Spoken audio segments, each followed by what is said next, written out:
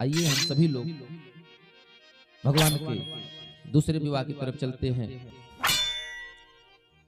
शत्राजितः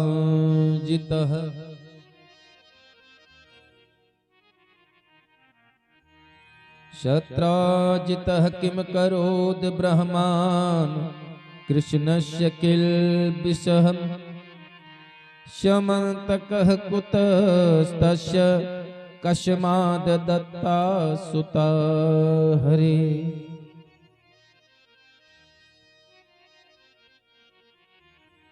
परीक्षित ने प्रश्न किया कि आखिर सत्राजित ने कौन सा अपराध किया था जिसके कारण, जिसके दंड स्वरूप उसको अपने पुत्री सत्यभामा का विवाह भगवान से करना पड़ा। उसको वो मणि कहां से मिली जो दिव्य मणि है? आसीत सत्राजितः सूर्यो भक्तस्य परमं सखा प्रीतस्तमयी मणि प्रदात सूर्यस्तुष्ट शमन्तकम्।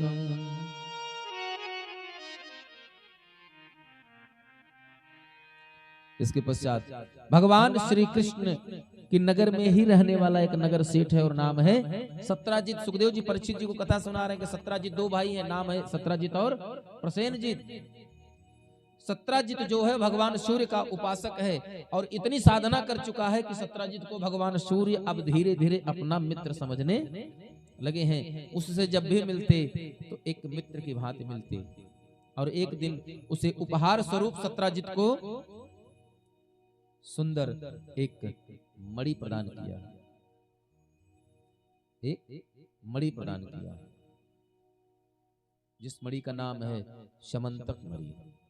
और उस मणि का प्रभाव है कि प्रतिदिन वो अपने मालिक को 8 भर स्वर्ण प्रदान करती है, 8 भर सोना प्रतिदिन देती है।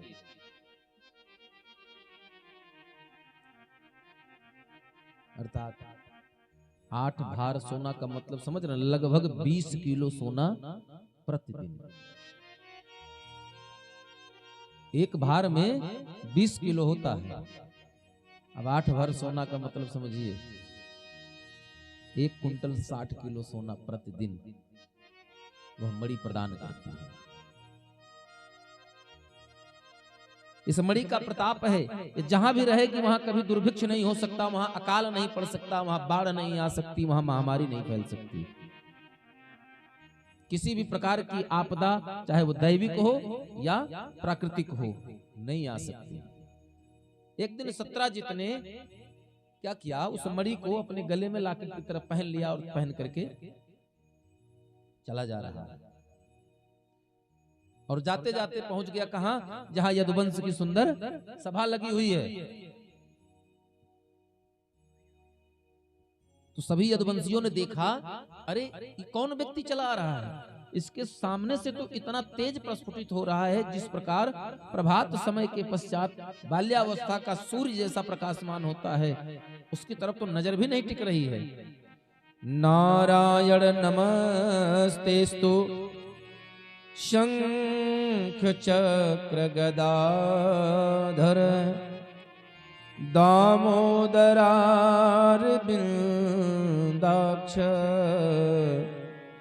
गोविंद यदुनंदनम।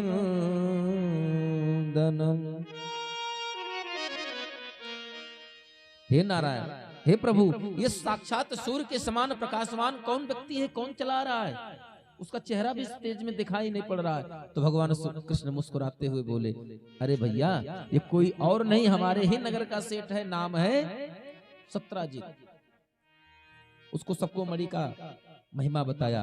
तो कुछ से अन्य ग्रामीणों ने, नगरवासियों ने कहा, भाई देखो, यह मणि हमारे आपके पास शोभायमान नहीं हो रही है, तो कहां दे दें इस मणि को? बोले, महाराज श्री कृष्ण द्वारिकाधीश जो है वो हमारे राजा हैं और ऐसी अनमोल धरोहर हम जैसे साधारण व्यक्तियों के लिए नहीं है, इसको ले जाकर के भगवान को अर्पित कर दो। बोला, नहीं, ये हमारा है, हम ही इसको रखेंगे। संयोग से बढ़िया स्वर्ण सिंहासन पर उनको स्थापित करके रोज धूप दीप नैवेद्य के साथ उनका पूजन करता। एक दिन सत्राजित का एक भाई है, नाम है प्रसेनजित, जो शिकार करने जा रहा था, लेकिन उस मणि को अपने गले में धारण करके चला गया। और जब मणि में धारण करके वहां पहुंचा तो उसने वहां मार्ग में शेर मिला, और जो शेर का शिकार करने खुद गया था, शेर ने उसका ही शिकार कर लिया। महाराज शिकारी खुद शिकार बन गया। इधर शिकारी का शिकार शेर ने किया, इतने में पीछे से पहुंच गए रीछराज जामवंत। जामवंत जी ने शेर का शिकार किया और उस चमकदार मणि को उठाया। सोचा कोई चमकने वाला पत्थर लेकर चले गए अपनी गुफा में। बोला दे देंगे, हमारी बेटी जामवंती इससे खेलेगी और हमारी गुफा में प्रकाश भी बना रहेगा। दे दिया महाराज। इधर सायं हो गई, इसका भाई नहीं आया। नगर में बात धीरे धीरे इसने फैला दिया, क्या कि भगवान श्री कृष्ण ने हमारे भाई की हत्या करके उस मणि को चुरा लिया है। लेकिन सूचना भगवान तक पहुंची। भगवान ने कहा कोई बात नहीं, मैं अपने माथे का लगा हुआ कलंक धोऊंगा। और भगवान अपना रथ लेकर के निकल पड़े उस जंगल में जहां जामो उसके भाई का हत्या हुआ था। जब पहुंचे तो आगे मार्ग में देखा कि प्रसेनजित के फटे चिथड़े कतड़े और छत बिछत सौ पड़ा हुआ है। वहीं थोड़ी दूर पर एक मरा हुआ शेर भी पड़ा हुआ है, लेकिन खून से लथपथ पैरों के निशान आगे को जा रहे थे। भगवान ने उस निशानों का पीछा किया और पहुंच गए कहां? जामवंत जी की गुफा में। अंदर घुसे, देखा कि जामवंती उस मणि के साथ खेल रही है और भगवान ने उस मणि को ले लिया। जैसे ही भगवान ने उस मणि को लिया, जामवंती बहुत तेज से रोने लगी और पुत्री के चीखने चिल्लाने की आवाज सुनकर महाबली जामवंत तुरंत गुफा के अंदर से बाहर आए और आकर के कृष्ण भगवान के साथ युद्ध प्रारंभ कर दिया। महाराज कहीं कहीं संत विद्वानों का मानना है कि 15 दिन युद्ध हुआ है। कई कई लोगों का मानना है कि 3 पक्ष यानी कि 45 दिन युद्ध चला है। महाबली जामवंत और भगवान श्री कृष्ण का मल्ल युद्ध 45 दिन चला है। और 45 दिन चलने के पश्चात और कुछ विद्वानों का मत है कि यह युद्ध 28 दिन चला है। अलग अलग हमारे यहाँ शास्त्रों में एक बड़ी भिन्नता ये पाई जाती है कि मुंडे मुंडे मतिर भिन्न। इतने दिनों युद्ध के पश्चात भगवान श्री कृष्ण का एक एक मुष्टिका का प्रहार जब जब जामवंत के ऊपर पड़ता तो जामवंत जी विह्वल हो उठे। 28वें दिन युद्ध करने के पश्चात सुखदेव जी मुनि कहते हैं, जाने त्वाम सर्वभूतानां प्राणवो जह सहो बलम विष्णु पुराण पुरुषम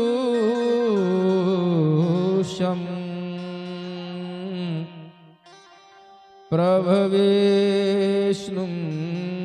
धीश्वरम। भगवान श्री कृष्ण के कमलवत जो फूल से भी मुलायम हाथ पैर हैं, उन हाथों की एक एक मुष्टिका के प्रहार से जामवंत जी को ऐसा लग रहा था कि हमारे हाथ पैर की जो 206 हड्डियां हैं ना, आदमी शरीर में कितनी हड्डियां हैं? 206। हम नहीं जानते भाई, सुने हैं बस। 206 हड्डियों का जो एक एक जोड़ है, हनुमान बजरंग मुष्टिका जो भगवान ने एक एक मुष्टिका का प्रहार किया है, जो हाथ फूल से कोमल हैं, वो हाथ आज वज्र से कठोर लग रहे हैं जामवंत जी को।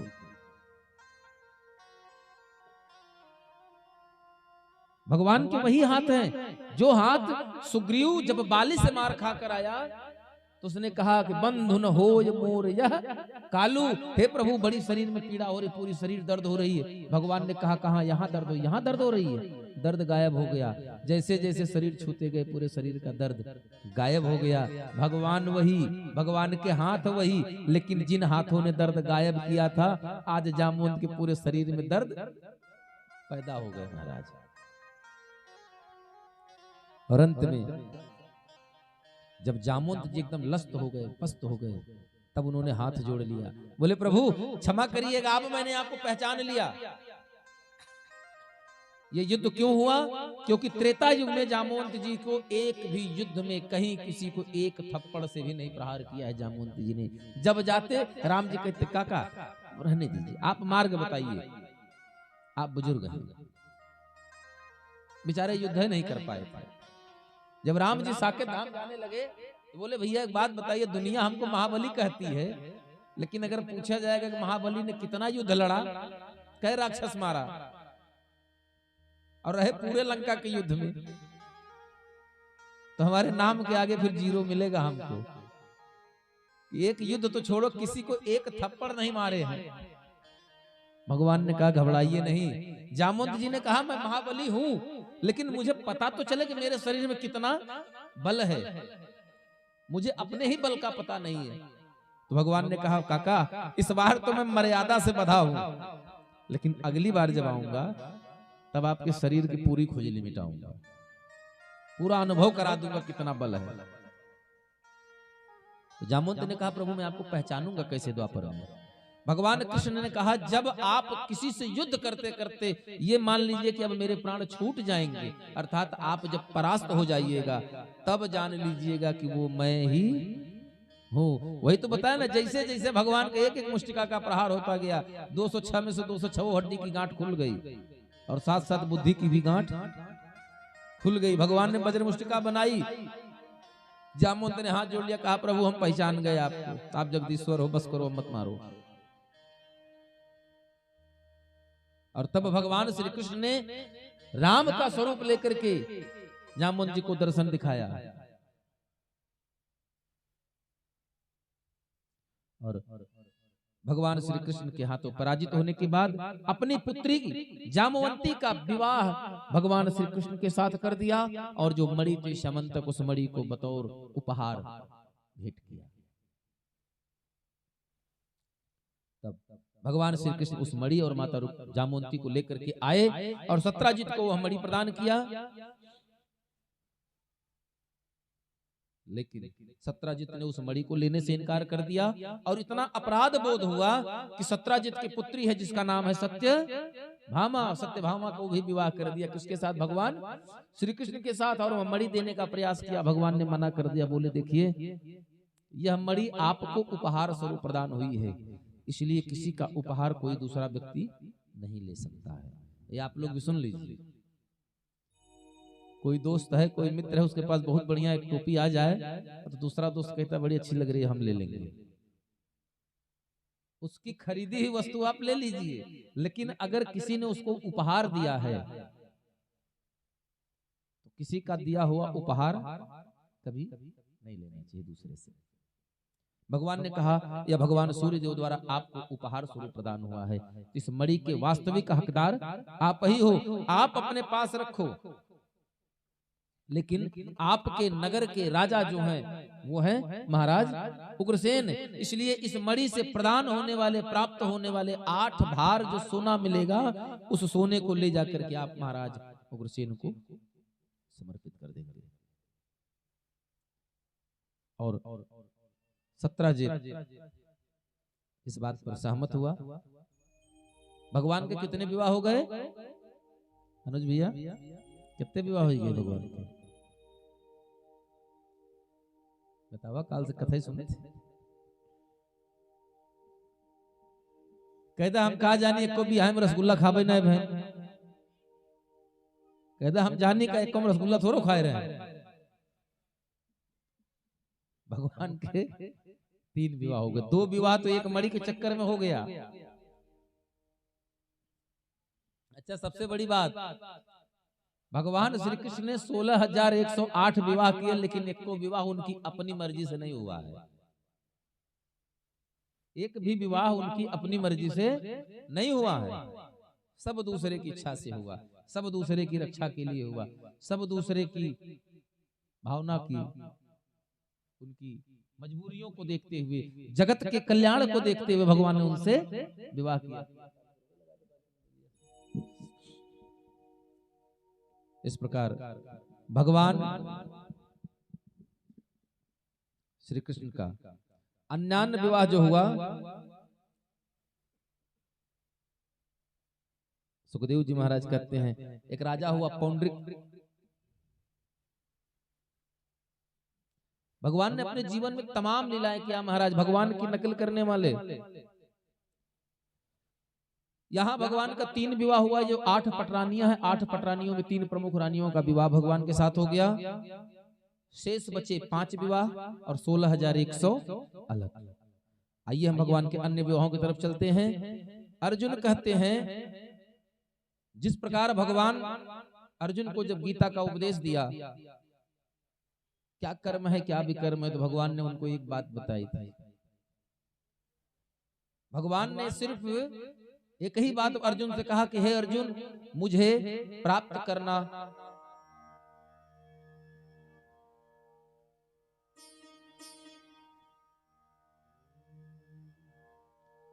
मुझे प्राप्त करने का साधन कोई बहुत कठिन नहीं है, बस एक कार्य कर ले व्यक्ति, सरल हो जाए, सरल हो जाए। निर्मल जन मन सो मोहि पावा, मोहि कपट छल छिद्र न भावा। जो निर्मल मन हो जाए, साफ सुथरा, भगवान उसको बड़े जल्दी प्राप्त हो जाते हैं। भगवान श्री कृष्ण बहुत दिन हो गया अपने मित्रों से मिलने के लिए आए हैं हस्तिनापुर, और हस्तिनापुर से चलकर चले गए कहां? इंद्रप्रस्थ। इंद्रप्रस्थ गए तो वहां नदी के किनारे, यमुना जी के किनारे विचरण कर रहे हैं, आनंद की अनुभूति ले रहे हैं। उसी समय उन्होंने देखा कि एक सुंदर कन्या रोते हुई बैठी हुई है, विलाप कर रही है। रोने की आवाज सुन करके और भगवान से अर्जुन ने कहा, अर्जुन से भगवान ने कहा कि हे पार्थ, जाकर देखो जरा क्या बात है, कौन सी स्त्री रो रही है, क्या संकट है उसको। और जब अर्जुन आए, उस स्त्री से पूछा, क्वा तुम कस्यासि श्रुणोति कृतो असि किम चिकीर्षसि। तुम कौन हो, यहाँ जमुना के तट पर क्या कर रही हो, क्या दुख है जिसके कारण तुम विलाप कर रही हो। तो उस स्त्री ने कहा, अहम देवस्व सवितुर दुहिता, पति में क्षति,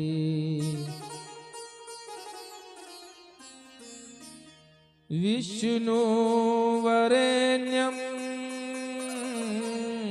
वरदम तपः परमास्थिता।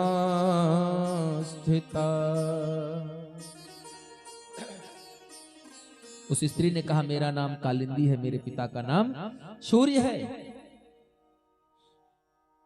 और मेरे पिता ने हम लोगों को रहने के लिए बड़ा सुंदर सा महल यमुना को बनाया, जिसमें हम लोग रहते हैं। लेकिन मैंने भगवान श्री हरि विष्णु को अपना पति प्राप्त करने के लिए बड़े दिनों से तपस्या कर रही हूँ, पता नहीं कब मेरी मनोकामना पूर्ण हुई। मेरा नाम कालिंदी है। कहाँ रहती हो? वसाम यमुना जले, मैं यमुना के जल में रहती हूँ। अर्जुन ने कहा, अच्छा ठीक है, रुको हम बात करते हैं। अर्जुन भाग करके गए भगवान श्री कृष्ण के पास और कहा, प्रभु ऐसी बात है, ये स्त्री आपसे विवाह करना चाहती है। और तब भगवान ने कहा कि हे अर्जुन, बुलाओ उस कन्या को। और कन्या को बुलाया और भगवान ने सुंदर उससे विवाह कर दिया।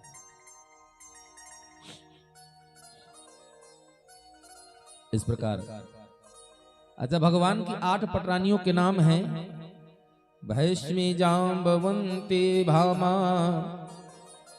सत्या भद्रा चलक्ष्मणा, कालिंदी मित्र वृंदा चेत्यष्टो पट्ट महास्त्रिया। भगवान की 8 पटरानियां हैं। इसके पश्चात भगवान का अगला विवाह मित्र वृंदा। अवंतिकापुरी उज्जैनी के राजा हैं विंद और अनुविंद, ये 2 भाई हैं, जिनमें बड़ा भाई है विंद जिसकी पुत्री है।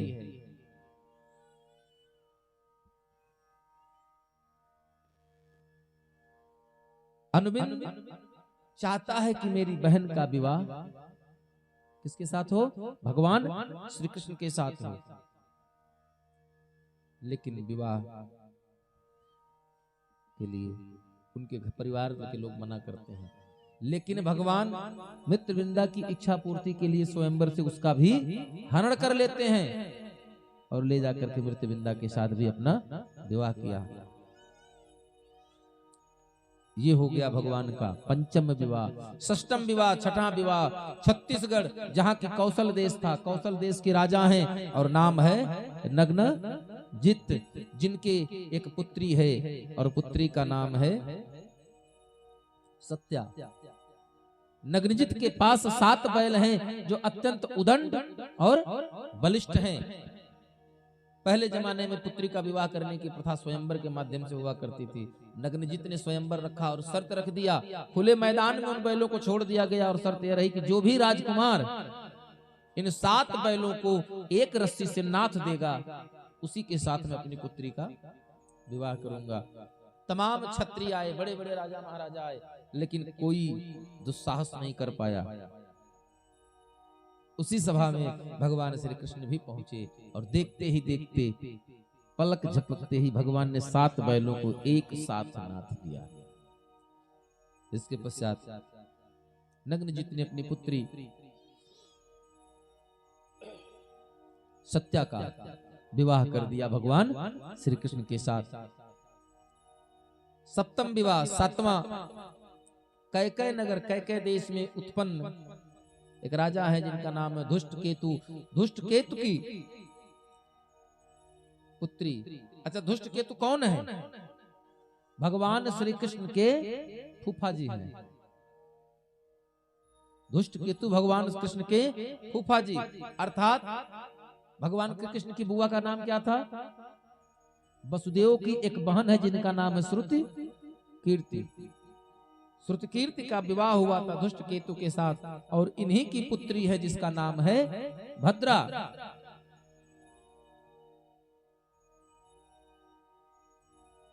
इसलिए अपनी ही बुआ की पुत्री भद्रा के साथ भगवान श्री कृष्ण का विवाह हुआ। ये भगवान का 7वां विवाह। 8वां विवाह है मद्र देश के राजा हैं बृहत्सेन। दरबार में सुंदर जिस प्रकार द्रौपदी का स्वयंवर हुआ था मछली की आंख को भेद करके, उसी प्रकार यहाँ भी स्वयंवर रखा गया मत्स्य भेदन का। लेकिन सुखदेव जी कहते हैं परीक्षित, महाराज द्रुपद के दरबार में मत्स्य भेदन का कार्य जो था स्वयंवर, वो फिर भी आसान था। यहाँ बड़े बड़े धनुष बैठे हैं, लेकिन कोई उस धनुष के बाण से उस मत्स्य की नेत्र का भेदन नहीं कर सका। यहाँ तक कि अर्जुन, कर्ण, वक्र, दंत आदि बड़े बड़े शिशुपाल आदि बड़े बड़े निशांची, बड़े बड़े धनुर्धर वीर उस धनुष बाण से उस मछली का भेद नहीं कर सके। लेकिन भगवान श्री कृष्ण ने देखते ही देखते उस मछली का भेदन किया और लक्ष्मणा के साथ विवाह हुआ। ये रहे भगवान के 8 प्रमुख रानियों का विवाह। इसके पश्चात भौमासुर। भौमासुर कौन है? भौमासुर एक ऐसा दैत्य है जिसने एक साथ 16,100 कन्याओं से विवाह करने का निश्चय करके उनको एकत्रित करने का संकल्प करता है और यत्र तत्र घर के आंगन में खेल रही प्रसूति गृह में जो माँ के गोद बगल में लेटी हो 2 महीने, 4 महीने, 1 साल, 10 महीने छोटी छोटी कन्याओं का अपहरण शुरू कर देता है और एकत्रित करके लाकर अपने महल में बिठा लेता है। यहाँ तक कि भौमासुर ने भगवान वरुण का छत्र और देव माता अदिति के कुंडल इंद्र के पास स्थित स्वर्ण मणि पर्वत को भी छीन लिया, चुरा लिया। इससे सब लोग दुखी होकर के भगवान से प्रार्थना करने पहुंचे और भगवान अपनी षष्ठम पत्नी के साथ सत्या मैया के साथ गरुड़ पर आसीन होकर पहुंचे हैं और उसे युद्ध के ललकारा।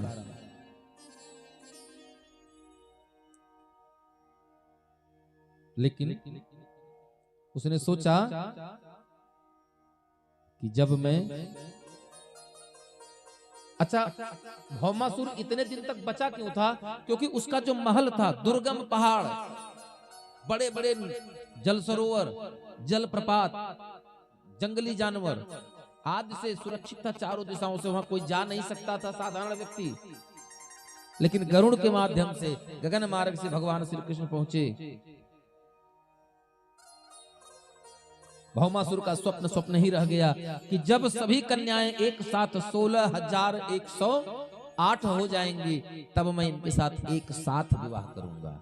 लेकिन द्वारिकाधीश भगवान ने पहुंच करके पहले ही जैसे 16,100 हुई, भगवान ने भौमासुर का धार कर दिया। महाराज, नाम है कबहू पूरे ना भये नींदवास और काम, सारे बंधन छोड़ के भजले सीतारा।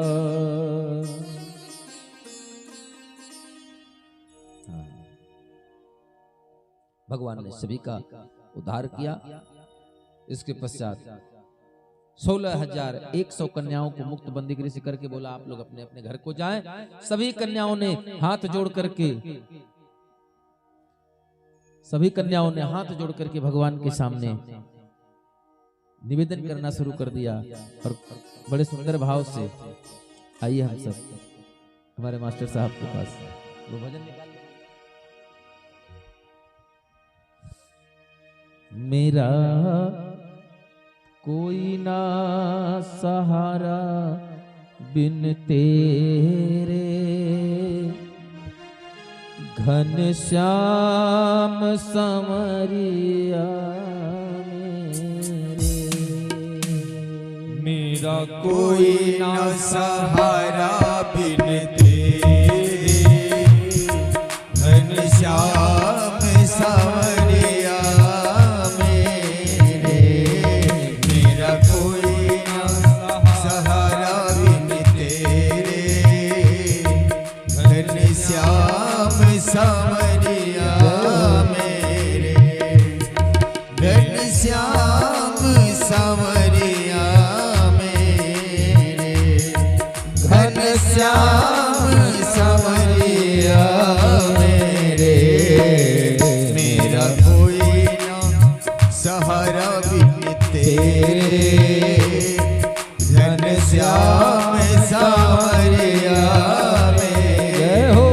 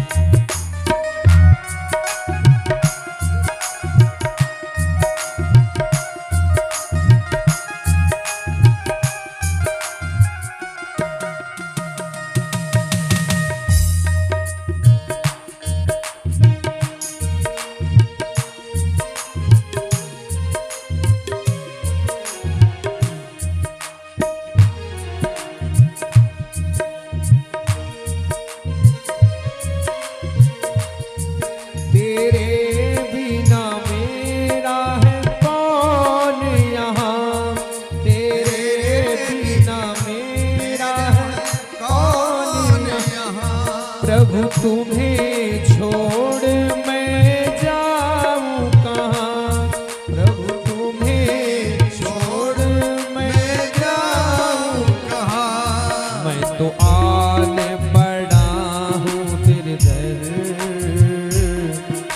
तो आन पड़ा तेरे दर पर घनश्याम संवरिया मेरे। मैं तो आन पड़ा हूँ दर तेरे घनश्याम संवरिया मेरे।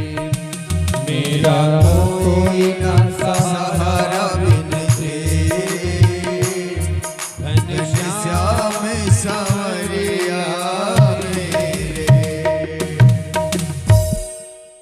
सभी कन्या एक साथ हाथ जोड़कर बोली, हमको तो ये तक नहीं पता है कि हमारे पिता कौन है, हमारे माता कौन है, हमारा नगर कौन सा है, हमारा गांव कहाँ है, हम जाएंगे कहाँ। आपने तो बड़ी आसानी से कह दिया कि चले जाओ। या तो आप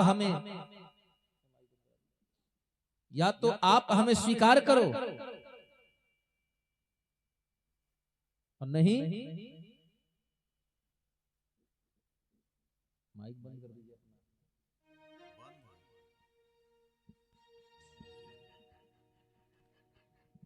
बोलिए वृंदावन बिहारी लाल की।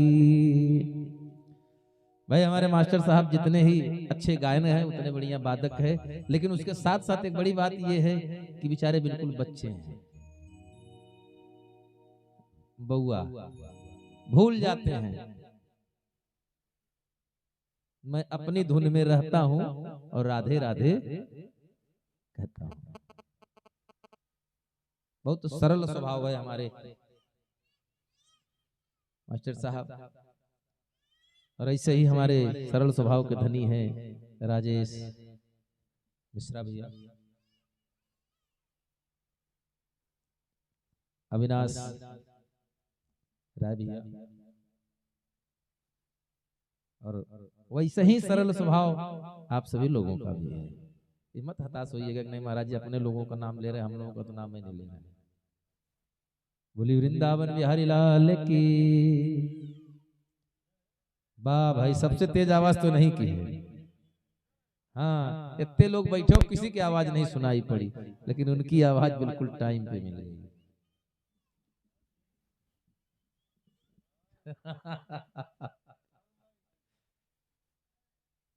बोले वृंदावन बिहारी लाल की। हाँ, इस प्रकार भगवान श्री कृष्ण का 16,108 विवाह पूर्ण हुए। भगवान श्री कृष्ण के 16,108 विवाह, 108 पत्नियां होने के बाद भी हमारे भगवान श्री कृष्ण को योग योगेश्वर कहा जाता है महाराज। महायोगी कहे जाते हैं भगवान।